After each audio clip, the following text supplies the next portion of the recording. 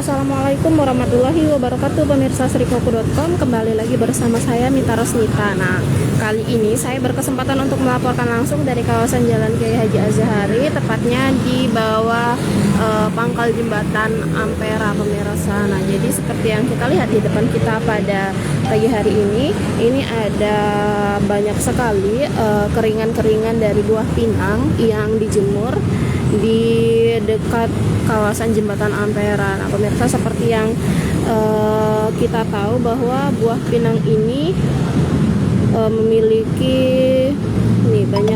ternyata memiliki banyak manfaat, pemirsa. Salah satunya itu untuk kebutuhan kosmetik. Nah, kalau yang ada di Jalan Kiai Haji Azhari ini itu banyak sekali yang dijemur, pemirsa. Nah, ini buahnya, contoh keringannya, pemirsa. Buah ini sampai dikirim ke India dan Bangladesh serta Cina, pemirsa.